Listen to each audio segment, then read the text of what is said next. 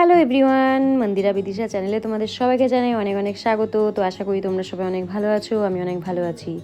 তো এটা ছিল দাদা বৌদির 10th ম্যারেজ অ্যানিভার্সারি ছোট একটা পার্টি।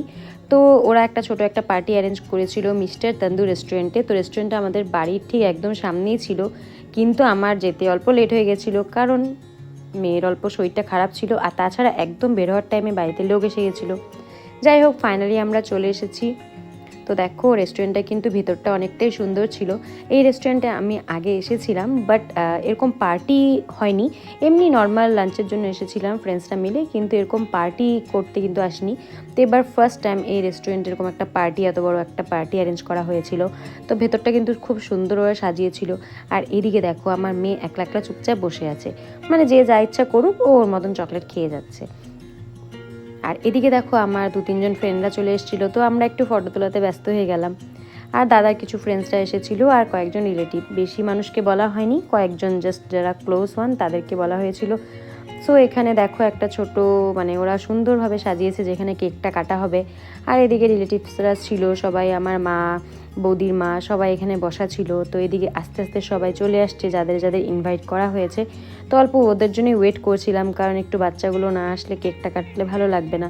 আর চারিপাশটা দেখো, রেস্টুরেন্টের ভীষণ সুন্দর চারিদিকটা। আর আজকে রাতটা মানে জাস্ট আমাদের জন্যই বুক ছিল চারিদিকে, অন্য কোনো কাউকে এন্ট্রি করতে দেয়নি এই রেস্টুরেন্টে। আর এই সাইডটাতে দেখো একটা পুল আছে, এখানে ইচ্ছে হলে সবাই খেলতে পারে, অল্প টাইম পাস করতে পারবে। তো চারিদিকে সবাই খেলছিল, এনজয় করছিল। তারপরে চলে আসলো কেক কাটিংয়ের টাইম। তো মোটামুটি সবাই আসার পরে কেকটা কাটার টাইম হয়ে গেল। তো সবাই এখানে কেক কাটার সামনে চলে আসলাম। আরও কয়েকজন আসা বাকি ছিল, কিন্তু আর ওয়েট করা যাচ্ছিল না, অনেকটাই লেট হয়ে গেছে, প্রায় 9:30 বেজে গেছে। তার জন্য কেকটা তাড়াতাড়ি কেটে ফেলা হলো। আর কেকটা যে বানিয়েছে, কেকটাও কিন্তু ভীষণ সুন্দর বানিয়েছিল, আর ভীষণ টেস্টিও ছিল খেতে।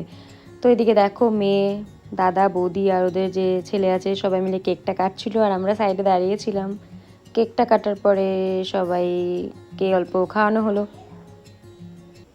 কেক কাটার পরে তারপরে সবাই আবার যে যার মতন নিজেরা নিজেরা এনজয় করছিল, আমরাও ফটো তুলছিলাম। এদিকে আরও বাকি যারা গেস্ট আসার বাকি ছিল তারাও আসলো, আস্তে ধীরে সবাই চলে আসলো একটু পরে। তো সবার সাথে অনেক দিন পরে দেখা হলো, আবার ভালোই লাগলো। এরকম কোনো একটা ওকেশন হলে সবার সাথে মানে দেখা হয়, সেটাই মানে। আর কারণ সবাই এত বিজি লাইফের মধ্যে সবার সাথে তো আর দেখা হয় না। তো এরকম কিছু একটা ওকেশন হলে আবার সবার সাথে দেখা হয়। তো এখানে দেখো, কেকটা কাটার পরে তারপরে এখানে স্টার্টার ছিল, কোল্ড ড্রিঙ্কস, পকোড়া এসব ছিল। তো সেগুলো খাওয়া দাওয়া হলো। আর এদিকে দেখো, আমার মেয়েকে মুড অফ করে দাঁড়িয়ে আছে। ওর অ্যাকচুয়ালি শরীরটা মানে একটু জ্বর জ্বর ছিল সকাল থেকেই, তার জন্য একটু চুপচাপ দাঁড়িয়েছিল। তো ওকে বললাম অল্প খেলো এদিক ওদিক, কিন্তু না, ও চুপচাপ বসেছিল। আর রেস্টুরেন্টটাকেও মানে খুব সুন্দর সাজিয়েছিল, মানে তো ভালো লাগছিল এদিকে। তো আমরাও চারিপাশে অল্প সবার সাথে কথা বলছিলাম। তারপরে মোটামুটি 10টার মধ্যে সবাই চলে আসলো। তারপরে শুরু হয়ে গেল ডিনার। তো এখানে দেখো, দাদার ফ্রেন্ডস অ্যান্ড তাদের ওয়াইফরা সবাই চলে আসছে। এটা হচ্ছে একটা দিদি। তো সবাই চলে আসলো। আর রেস্টুরেন্টের ভিতরে স্পেসটা অনেক বড় ছিল, তার জন্য সবাই মানে ভালো মতন এনজয় করতে পেরেছে।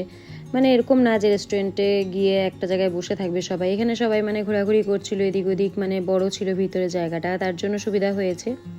অ্যাকচুয়ালি তার জন্যই রেস্টুরেন্টটাকে মানে চুজ করা হয়েছে পার্টিটার জন্য। তারপরে দেখো, শুরু হলো ডিনার। সবাই আস্তে আস্তে ডিনার করে যে যার মতন চলে গেল বাড়িতে। তো আমিও খুব একটা দেরি করিনি, কারণ মানে মেয়ের জ্বর চলে আসছিল, তার জন্য আমি বেশিক্ষণ থাকতে পারিনি। তাও মোটামুটি 11টা পর্যন্ত ছিলাম, 11টার পরে মেয়েকে নিয়ে চলে আসি। তো এখানে দেখো, সবাই খাওয়া দাওয়া চলছে। আর এরকম পার্টি হলে ভালো লাগে, সবার সাথে দেখা হয়। তো এই দিকটায় দেখো, ফ্রেন্ডসরা খেতে বসে পড়েছে, কারণ ওদেরও বাচ্চা ছোটো। তো ওরাও চলে যাবে বাড়িতে, তার জন্য তাড়াতাড়ি ডিনার করতে বসে গেছে। তো ডিনার করে চলে যাবে। তারপরে আমিও বসে পড়লাম, মেয়েকে খাওয়াচ্ছিলাম। ও তো তেমন কিছু একটা খায়নি, কারণ শরীরটা ভালো ছিল না, এমনিও কোনো খায় না তেমন একটা কিছু, তাই হালকা ওকে একটু বসিয়েছিলাম খাওয়াতে। তারপরে ও খাওয়া হয়ে গেলে ওখানে আমি নিয়ে তাড়াহুড়া করে অল্প খেয়ে পরে বাড়িতে চলে যাই। আমি একলাই চলে গেছিলাম বাড়িতে, কারণ আমার বাড়ির মানে সামনের দিকেই রেস্টুরেন্টটা, মানে 2 মিনিট লাগে হেঁটে আমার বাড়ি থেকে। তার জন্য আমার খাওয়া দাওয়া করে আমি মেয়েকে নিয়ে চলে যাই। হাজব্যান্ড পরে গেছে, প্রোগ্রাম শেষ করে তারপরে গেছে। তো আমি শেষ পর্যন্ত থাকতে পারিনি, কারণ মেয়ের জন্য, বুঝতেই পারছো। দেখো খেতে বসে গেছি, আর এখানে খেতে বসার সময় অল্প হাসাহাসি করছিল, কারণ আমার এক দাদা বৌদি ওরা আমার ফটো তুলছিল, তার জন্য আমিও মানে একটু ওদের সাথে মানে ইয়ার্কি করছিলাম এভাবে, কারণ ওরা আমার ফটো তুলছিল, খাবার ফটো তুলছিল, তার জন্য। তো যাই হোক ফ্রেন্ডস, আজকের মতন ভিডিওটা এখানেই শেষ করছি। তোমাদের সাথে দেখা হচ্ছে নতুন একটা ভিডিও নিয়ে, আবার নতুন একটা ব্লগে। তো চলো, bye bye and thank you for watching, tata.